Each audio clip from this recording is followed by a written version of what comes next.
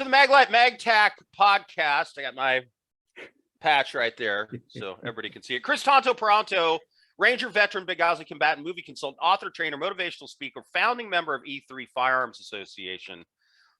E3 Firearms Association, you and I had talked about this. Yeah. You know, you're the main trainer, one of the founders, and one of the main things that you do there is train people how to, number one, avoid conflict if they can avoid it. And then the escalating scale of how to use force if you have to. And obviously, you and I have talked about this in previous conversations that, look, if you're going to be someone who's going to carry a firearm, learn how to use it. I mean, be trained, right? Well, and be trained because it can be dangerous in the wrong person's hands. Obviously, if you've seen it in bad guy's hands, and it also can be dangerous in an untrained person's hand. But if you are trained with it, it's a tremendous asset, tremendous tool for you to protect yourself and your family. What I also see too is not just the firearm in itself, just learning the firearm, learning the community, being around, it gives people confidence. You just see confidence levels escalate. And believe me, if you are confident out there on the street, and I'm not saying arrogant, I'm not saying, you know, your ego's out there, but if you walk with confidence, if you portray yourself as that you can take care of yourself. And we talk about this on the E3 Farms. We actually have an online training course where we talk exactly about this. You become a harder target.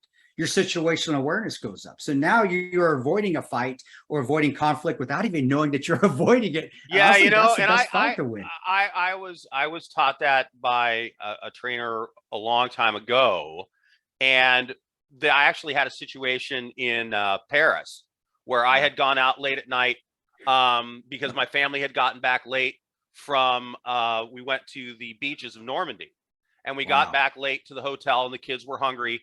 There was a place down the street that was a 24-hour supermarket. It's about 4 blocks from the hotel. So at about midnight, I'm making the walk down to there, and all of a sudden I feel more than I see a couple of guys cross the street behind me who had come out of an alley, and they're gaining on me.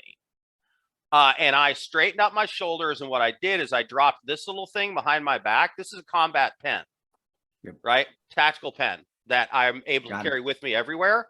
And I just dropped it behind me and showed it to them behind my back. You know, I made it visible. They dropped off. I mean, that's all it took. Just, hey, I'm not gonna go down easy. I'm showing you, if you come at me, this is not going to be easy. I know you're there, and I'm armed. And so, you know, that was enough to dissuade them. And that's, you know, the sort of thing that you learn at E3. Let me ask you about this little thing right here. This is the MagTac 2. This is a flashlight that is designed for handheld operation tactically. You've had a chance to interact with it. What do you think? Actually, it's in my dresser drawer. It's right there with it. So if I need to grab it, I know exactly where it's at night. What I like about it and putting it, it's with the little ridges on the inside of it. It holds perfectly in my hands. Ergonomically, it just fits in my hands, and it's easy to use and grab, and it feels comfortable. And the pressure pad is very sensitive, which is good. You want it to be sensitive, but it's also very easy to use as far as you want to set it on a constant beam or you want to set it on the strobe. It's easy with the sometimes you get the older ones, and Surefire had issue with Surefire, not like your competition here, but where the pressure pad wasn't that sensitive, so you really had to hammer that thing to get the strobe to work. Where exactly a good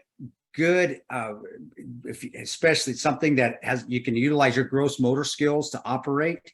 That's the best case scenario, especially in a duress, and it's perfect, dude. And like I said, it just fits right in my hand. I love those little grooves on the inside of it. It's awesome. Awesome. So you're talking about those grooves that you can see there. And then also it's designed so that you can use it this way, right? Yeah. And you can use it this way. And so that there are the various holds, the Harris hold, the FBI hold, that are used with handheld firearms.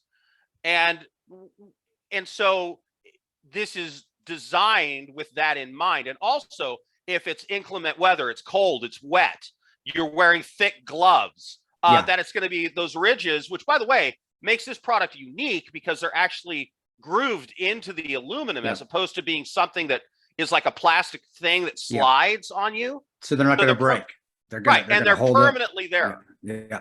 And at first when I grabbed, like, well, these things are going to be in the way, but when I grabbed it, it fit perfectly right between my fingers. And you're right, on the Harry's method, doing your shooting, and come to an E3 Firearms course, we'll teach you the Harry's method. Right. I'm sure we have something online with it as well. But yeah, having that ability where you've got that stopper on the back, because your hands get extremely sweaty, and using that Harry's method, the light will slip. It does. And with this, if you're married and you like to wear your wedding ring because you have some ethics and integrity, it will slip on that. But if you've got it with those ridges, and I found out, honestly, it catches in a bad way, you're going to rip your ring off, but it stops it. And it's there.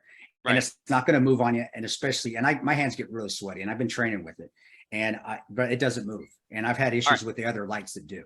Okay.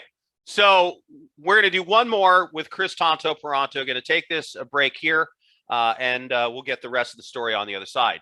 This has been the MagTac Podcast.